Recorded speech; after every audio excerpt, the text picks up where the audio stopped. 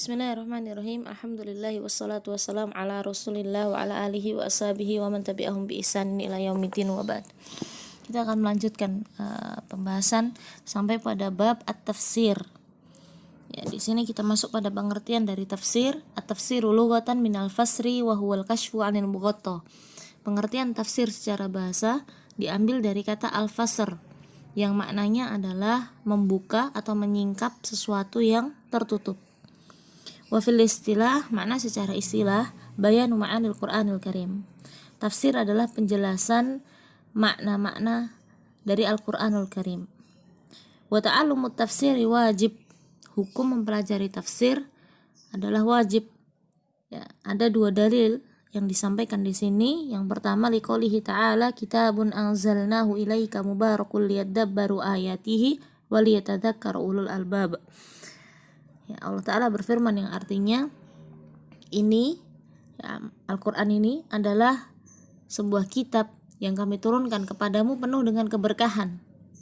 Liyadabbaru ayatihi, yang hikmah diturunkannya Al-Quran adalah agar mereka memperhatikan ayat-ayatnya, waliyatadzakkara ulul albab, dan agar orang yang memiliki pikiran ini bisa mendapat pelajaran. Kata ulul albab yang dimaksud di ayat ini maksudnya adalah ulul uqul, nama orang yang berakal. Dan di sini disebutkan dua hikmah ya diturunkannya Al-Qur'an, yaitu agar untuk tadabbur dan tadakkur.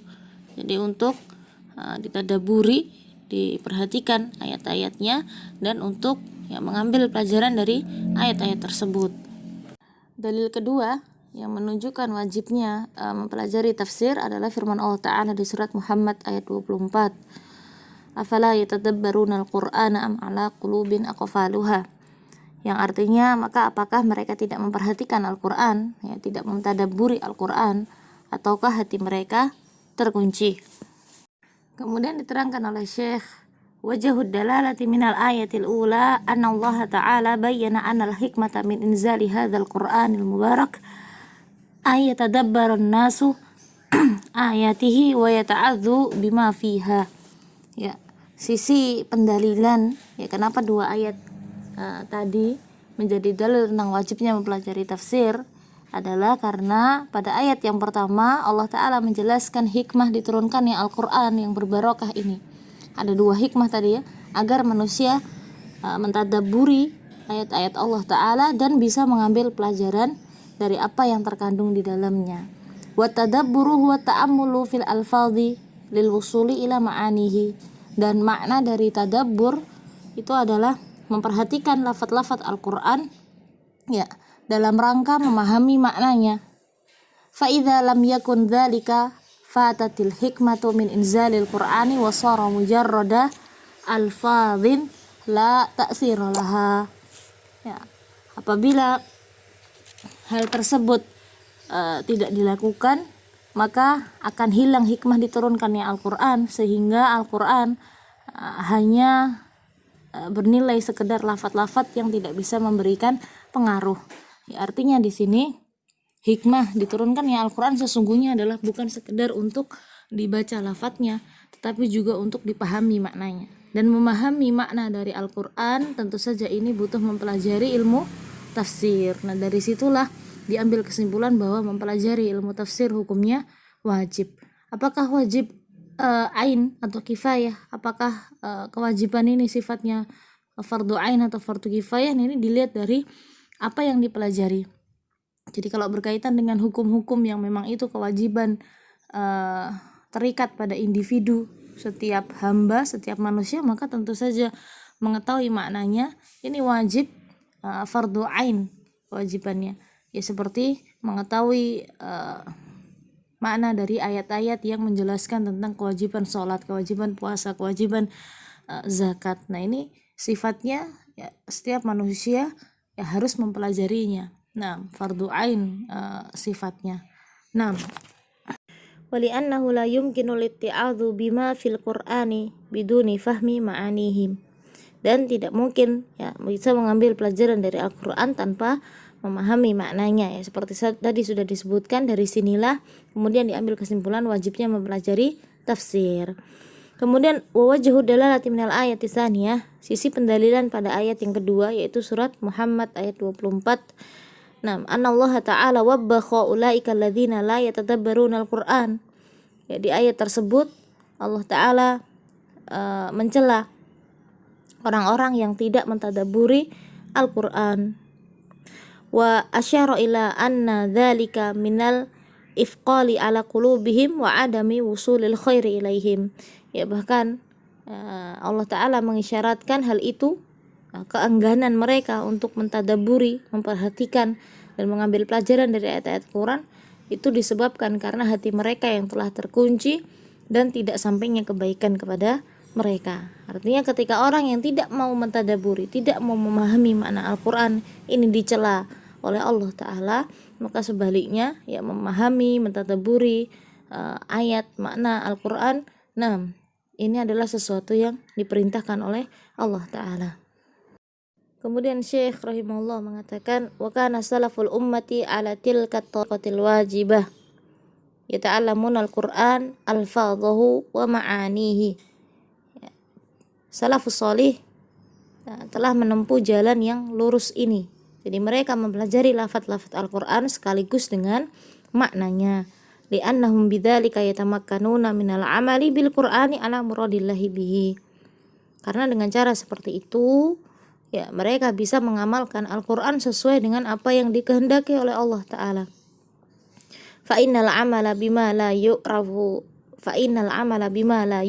ma'nahu ghairu mungkin. Ya, karena mengamalkan sesuatu yang tidak diketahui maknanya, nah ini tidak mungkin dilakukan. Itu sebabnya ya hikmah diturunkannya Al-Quran begitu adalah dengan memahami maknanya yang kemudian akan membuahkan amal solih, yang melakukan ya apa yang Allah perintahkan dan juga meninggalkan segala sesuatu yang Allah Ta'ala larang.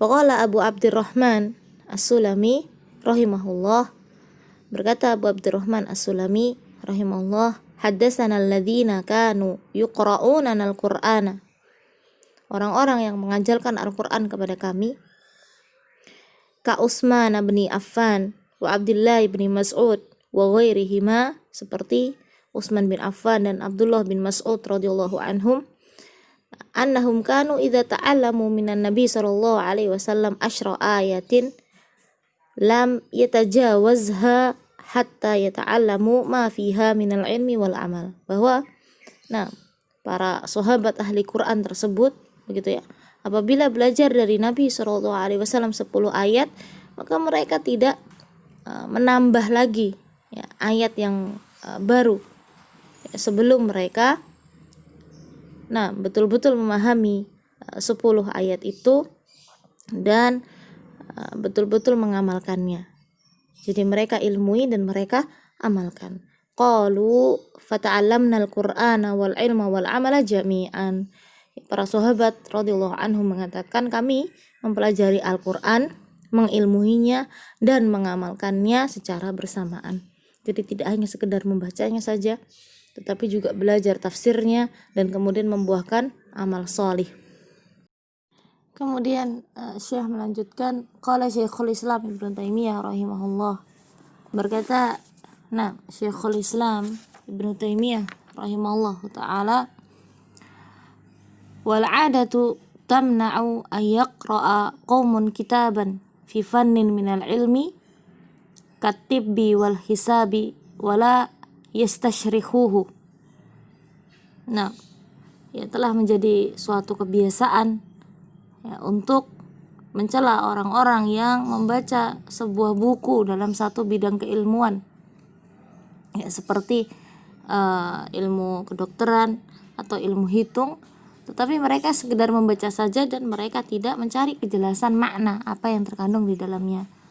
Ya kalau buku manusia saja itu butuh dia ya dijelaskan makna-maknanya. Fa kaifa bi kalamillahi ta'ala alladzi huwa ismatuhum wa bihi najatuhum wa sa'adatuhum wa qiyamu dinihim wa dunyahum.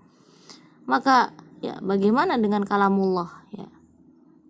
Kalau buku manusia saja ini butuh dicari maknanya seperti apa agar orang bisa memahami dan mengerti maksud di dalamnya, ya lebih-lebih kalamullah Al-Quran yang merupakan pedoman manusia yang dengannya bisa tercapai keselamatan, kebahagiaan, dan tegaknya perkara agama serta